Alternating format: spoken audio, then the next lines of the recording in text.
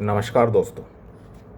आज मैं आपसे एक ऐसे विषय पर बात करना चाहता हूँ जो हम सभी के जीवन से जुड़ा है और हमारे देश की उन्नति भी इससे प्रभावित होती है।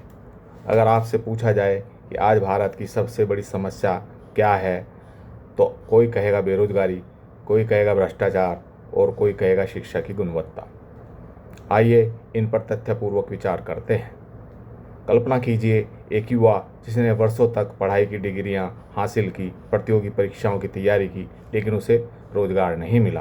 कल्पना कीजिए एक ईमानदार नागरिक जिसे अपना वैध काम कराने के लिए बार बार दफ्तरों के चक्कर लगाने पड़े।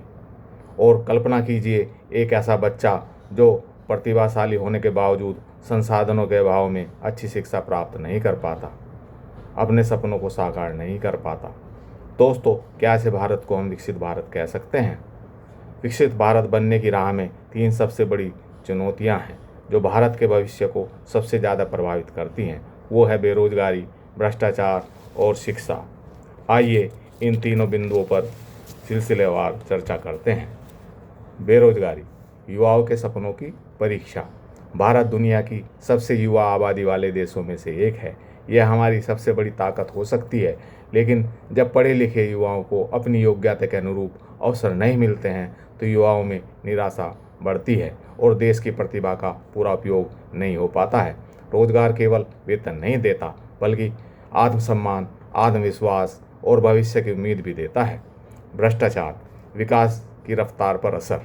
जब नियमों के बजाय अनुचित तरीकों को महत्व मिलने लगे तो समाज का विश्वास कमजोर पड़ता है। इससे विकास की गति प्रभावित होती है और ईमानदार नागरिकों का मनोबल कम होता है। गुणवत्तापूर्ण शिक्षा दुर्लभ आय वर्ग को भी सुलभ हो। किसी भी देश का भविष्य उसके नागरिकों की शिक्षा पर निर्भर करता है। शिक्षा ऐसी हो जो रोजगार परक, सोचने समझने, कौशल सीखने और जिम्मेदार तथा नीतिवान नागरिक बनने की प्रेरणा दे, तो वही शिक्षा देश को आगे ले जा सकती है। दोस्तों, समाधान क्या हो सकता है? गुणवत्तापूर्ण शिक्षा और कौशल विकास को बढ़ावा मिले, रोजगार सृजन और उद्यमिता को प्रोत्साहन मिले, सार्वजनिक जीवन में पारदर्शिता और जवाबदेही मजबूत हो, नागरिक अपने अधिकारों के साथ अपने कर्तव्यों का भी ईमानदारी से पालन करें।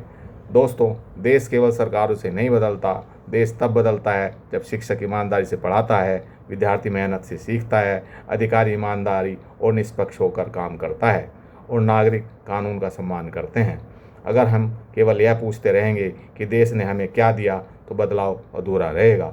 लेकिन जिस दिन हम अपने आप से यह पूछना शुरू कर देंगे कि मैं अपने देश को अपना क्या योगदान दे सकता हूँ, उसी दिन बदलाव की असली शुरुआत होगी।